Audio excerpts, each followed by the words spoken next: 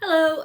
So today we're going to go through how to master your money mindset, and this is something I've put together. So I'm going to go through the slides and give a bit more information to it, a bit more of an insight as to the why, the what, the where, and the how, and how I came to all of this as well. So in this session, we're going to cover your money story, abundance versus scarcity mindset, and how to change it, how self sabotage can stop you in your tracks, and a bit on how the way your tax returns change in the next few years. So it's a mixture of mindset stuff and practical things that you need to know. But firstly, who am I? Who is this lass presenting this to you, telling you all the things that you need to believe? Well, so I'm Leanne. I've worked in tax for almost all of my life. I started in August 2006, so that's coming up 20 years very shortly. Um, a lot of the stuff in that industry is full of jargon. I like to say that it's hidden behind shoulder pads and spreadsheets.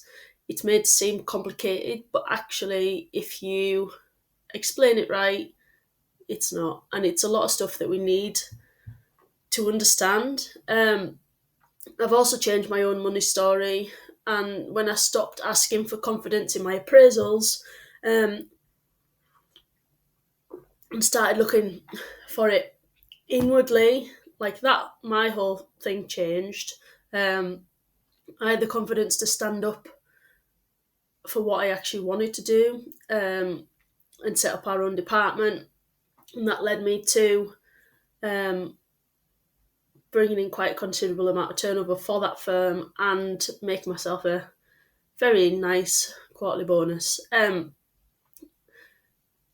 Like I've always been interested in different investments and making more money. I've never kind of been satisfied with just this is your lot, and that's as far as like when I was younger as well. I realised just how much of an issue it was, especially with female business owners, and how much I could educate people and help people by putting my spin on it. It didn't just have to be how these other corporate firms did it.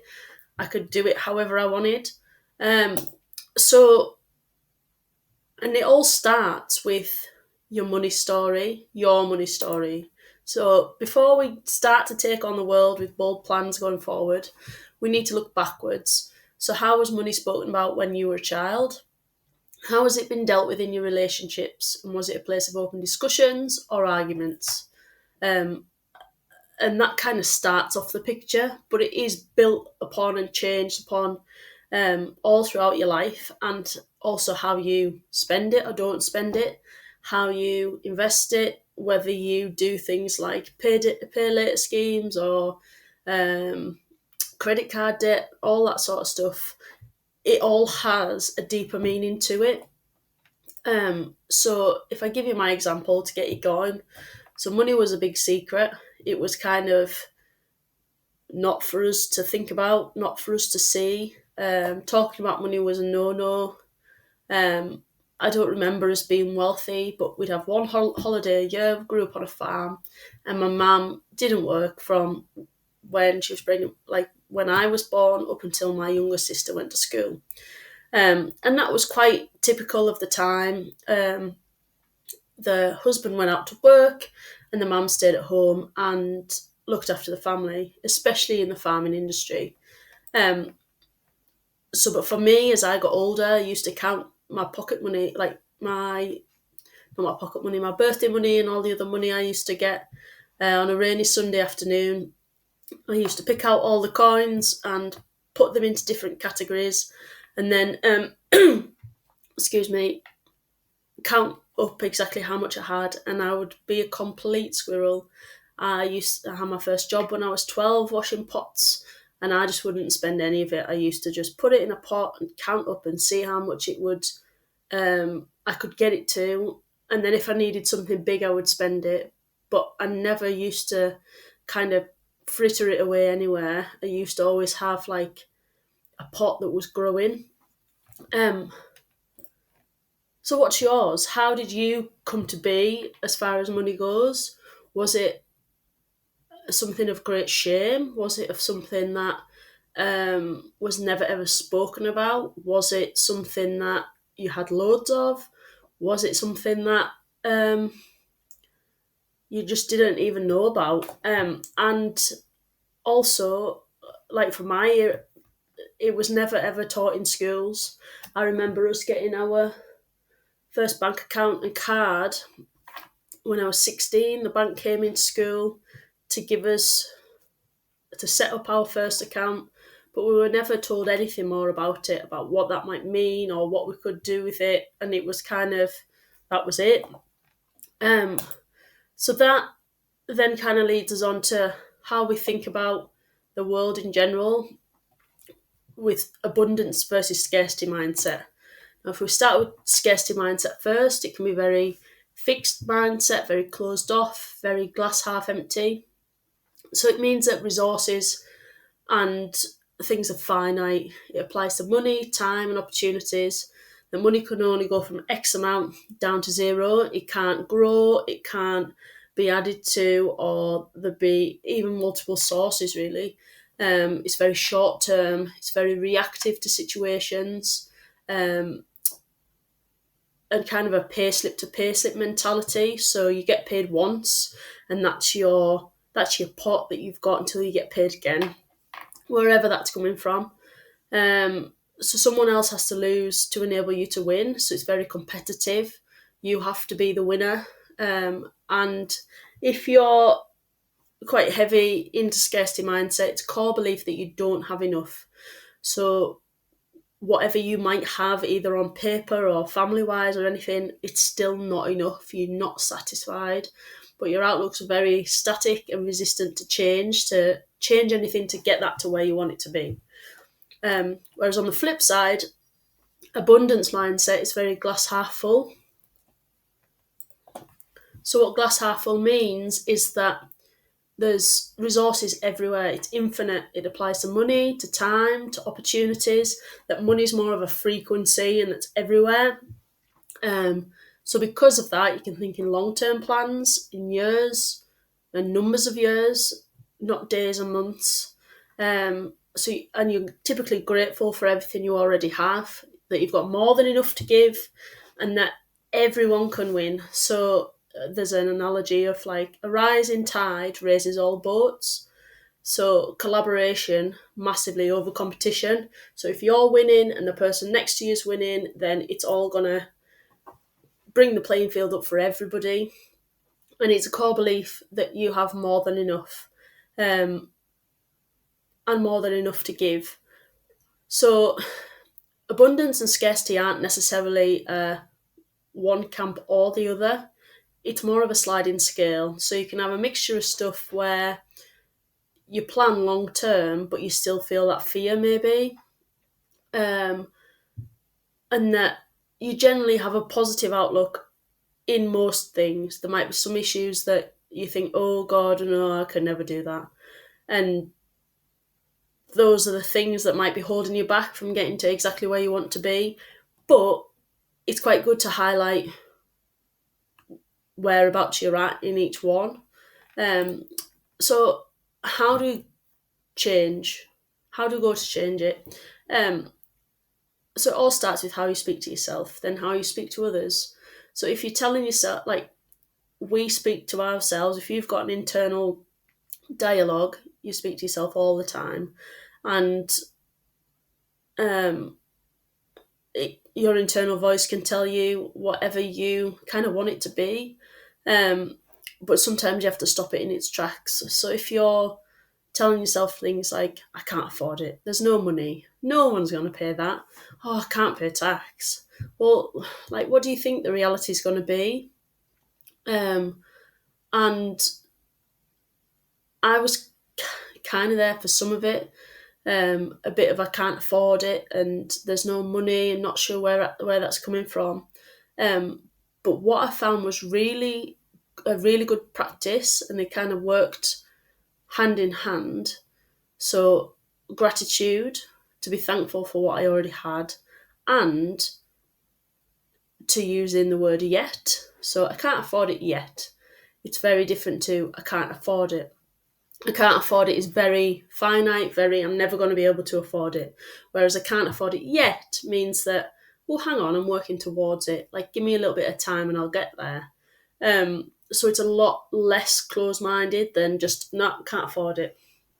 Um, and I also found that, like, a affirmation practice worked too, and to give other people genuine compliments. So it doesn't cost you anything to make somebody else's day to say, "Oh, I like your jumper," or "Your hair looks really nice like that," or it doesn't always have to be about appearance either, but just something that's genuine. If you think that about somebody, then tell them. It might just make their day. Um, so along with that, self sabotage sometimes shows up as a slightly different way of abundance or scarcity mindset. So you might have the work coming in and great customers, but if you tell yourself, "Oh God, I'm crap with invoices," or just don't pay me," or if I tell you what, I'll do it for you, but just give us 20 quid, or you just forget to send the invoices, that means that the money's knocking at your door, but you're not actually letting it in. You're saying, "Oh no, I'm rejecting that. Nope, don't give me that." Um, But money's a tool at the end of the day. So if you let it in, it can go and then do all sorts of things that you want it to. It might be something with your family, it could be paying to go on holiday.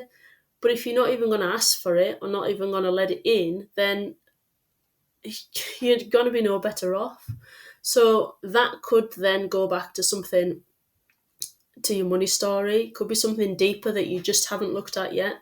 So it's not always just a surface level of, you just need to send that out. It can be something that you maybe haven't looked at, that's maybe like holding you back without you knowing. Um, so it might be that you're not letting the money in, but it's that you give it away as soon as you get it. You can't hold on to it. Um, and in this scenario, what I would say is, and what I found help, is to put it aside as soon as you get it. So rather than it coming in and then going straight back out, maybe have a separate bank account in a separate bank. So if you have all your money, say with Santander, and then you have another account with Barclays, say that you get your money into one account and you move it over to another bank, and you can't actually watch it, you can't actually look at it all the time to say, "Oh God, look, I've got a few quid in there, it just needs to be spent." If you can't see it, you can't, um, like, out of sight, out of mind almost. Um, or to start with, keep a smaller amount in your main account so you can see it, to leave it and hold it there. So not to spend it, not to give it to somebody because you just can't handle it. Let it sit there. Feel uncomfortable. Um, and it will make you feel uncomfortable if you've not done it before, but then you can be more aware of how you actually handle it. Um, so also, this is kind of before we get on to the more technical stuff, and the more strategy stuff. So where to find me and how to work with me. So at the minute, um, my main offer is the Calm Creative CEO, and that means that, it's a package I've put together basically to follow my Create framework. So it's for creative business owners, mainly females, um, and it's to turn you into the CEO of your own business using this Create framework. So, in the Create framework, we clarify where you're at. So we look at what offering do you have, how you run your business. We refine what's working and release what isn't. So if you've got things that aren't making you profit, then they need to go. If you've got stuff that's really, um, doing well, just needs a bit of refining, then we would look at that too. Then E's for establish. So establishing money systems and tools so it's easy. Because let's be honest, we've got enough things to worry about. So all these systems, technology is like we're at a great place where technology can easily assist us to make things easier. Um, and also we need to align it with your life goals. So if you're aiming for £100,000 worth of turnover, but actually you only want a couple of quid extra to pay for Christmas or something, then those goals aren't actually aligned. So to get really clear on why you're doing it, then to take action with support. So, like, to be able to manage this month by month or quarter by quarter with my support, and then to evolve with ongoing accountability. So how does it run in real time?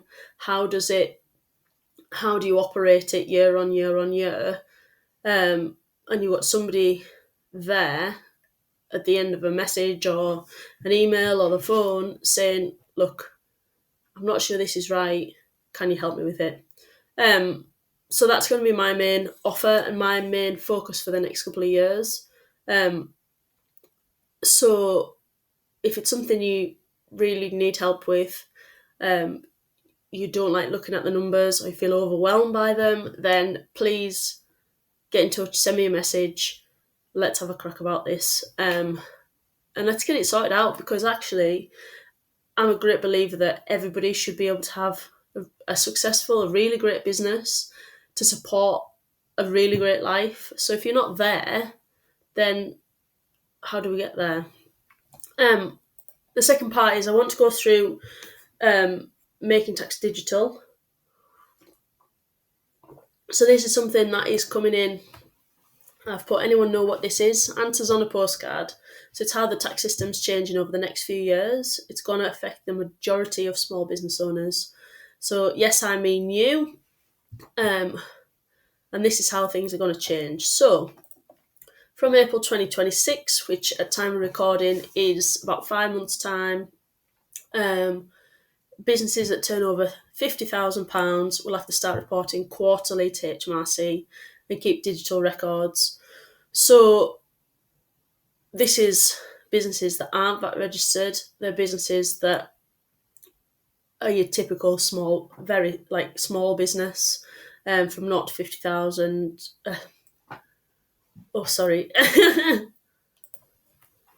From 50,000 to 90,000. And it all has to either be done, if you're doing it via spreadsheet, you have to get some bridging software that you could still use them to do quarterly submissions, or use it as an opportunity to go straight into software. There's some really good examples out there that are quite developed now. So you're probably talking Xero, QuickBooks, something like that, that's going to basically, you can do your bookkeeping on it and also the submissions to HMRC. Excuse me. So from April 27, businesses turn over more than 30 grand will have to do it. And from April 28, businesses turn over more than 20 grand. So it applies to sole traders and not partnerships at the minute.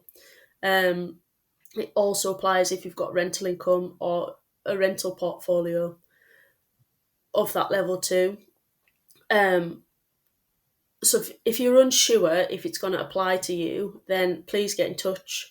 But basically, it's going to eventually roll out to partnerships. But if you're a sole trader in your own right, then it's coming. But that's also a really good opportunity to sort these things out, to sort these systems out, to get on top of that side of the business and really use the tech so that it can make your life easier, rather than thinking, oh God, I don't need to do that. No, I can do that using spreadsheets. I can use that doing a pen and paper. That's not going to cut it anymore. But there is, like, we're living in 2025.